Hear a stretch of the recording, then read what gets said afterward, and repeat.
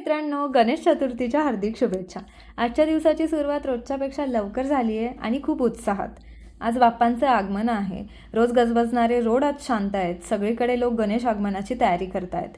ब्रेकफास्टसाठी Maggi बनवली होती. रोज आम्ही या वेळेला काय करायचं किंवा काय करायला हवं यावरती चर्चा असते, जसं की चाय पे चर्चा. बाहेर राहताना मैत्रिणी म्हणजेच आपलं घर असतं, त्यामुळे तो वेगळाच बॉन्ड असतो. बाकी रस्त्यावरती फक्त ढोल ताशांचे आवाज घुमत होते. खूप सकारात्मक वातावरण बाहेर तयार झालेलं होतं आणि हे पुढचे 11 दिवस राहणार आहे. आमच्याकडे गणेशजींची छोटी मूर्ती आहे, तर आम्ही तिच्यासाठी डेकोरेशन करायचं ठरवलं. आज बाप्पांचा वाढदिवस असतो आणि त्या दिवशी त्यांना स्पेशल ट्रीटमेंट द्यायला हवी. So I decided to do eco friendly decoration. For this I used only 3 banyan tree leaves and 1 small banana leaf. Yes, you heard right. बघा, इको फ्रेंडली गोष्टी किती सोप्या, शिवाय पर्यावरणपूरक. एक छोटंसं आसन तयार केलं, मस्त तांदळाची रास घातली. गणेश बाप्पांसाठीचा हा डेकोरेशनचा आमचा छोटासा प्रयत्न तुम्हाला कसा वाटला नक्की कमेंटमध्ये कळवा. त्यानंतर आम्ही मिळून बनवला केळीचा शिरा बाप्पाच्या नैवेद्यासाठी. त्यासाठीचा एक शॉर्ट व्हिडिओ मी अपलोड केलेला आहे, तो नक्की बघा. या रेसिपीसाठी जे साहित्य लागते ते इझिली आपल्याकडे अवेलेबल असतं. तुम्ही ही रेसिपी नक्की ट्राय करा. सगळं आवरून बाप्पाला नैवेद्य दाखवून आम्ही निघाले the main attraction of Pune पाहण्यासाठी.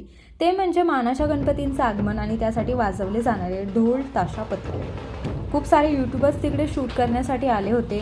ढोल ताशांचा आवाज असा मस्त घुमत होता. एक पॉझिटिव्हिटी वातावरणामध्ये होती. वर्षभर लोक खूप उत्साहाने बाप्पाच्या आगमनाची वाट पाहत असतात.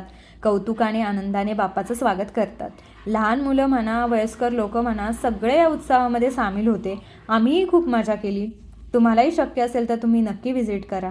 खूप सुंदर देखावे डेकोरेशन्स मंडळांनी उभारलेले आहेत. माझ्या ब्लॉगमधून शक्य ते दाखवायचा मी ट्राय केला. त्यानंतर आणखी एक सुबक पथक पाहिलं. खरंच किती मेहनत आणि काय तो उत्साह. दरवर्षी आमच्याही घरी आनंदात गणेशोत्सव असतो, पण यावेळी काही कारणामुळे घरी नाही जाता आलं. त्यामुळे जिथे राहतो तिथे छोट्याशा जागेत गणेशाची मूर्ती स्थापन केली आहे, पूजा वगैरे केली. हे सगळं करत असताना घरची खूप आठवण आली. प्रत्येक वर्षी आईसोबत गणपती बाप्पांसाठी छान डेकोरेशन करणं असेल, बहिणीसोबत रांगोळी घालण्यावरून भांडणं, भावासोबत साऊंड सिस्टीमवरून होणारे वाद, सगळं काही आठवत होतं. आईकडे हट्टाने उकडीचे मोदक कर असा आग्रह कायम माझा असतो. हे सगळं खूप मिस केलं. त्याचसोबत मी मागच्या वर्षी जो इको फ्रेंडली बाप्पाची मूर्ती बनवली होती शाडो मातीपासून, त्याचेही फोटो मी याला अटॅच केलेले आहे. त्याचबरोबर हरतालिकेची छान पूजा केली होती, साडी घालून बाप्पाचं स्वागत केलं होतं. ह्या सगळ्या आठवणी मी अटॅच केल्या. खरंच दरवर्षी बाप्पा येतात आणि वर्षभराचा उत्साह देऊन जातात. तुम्ही तुमच्या कुटुंबासोबत या उत्सवाचा आनंद घ्या. हॅपी रहा. See you in the next vlog. Bye.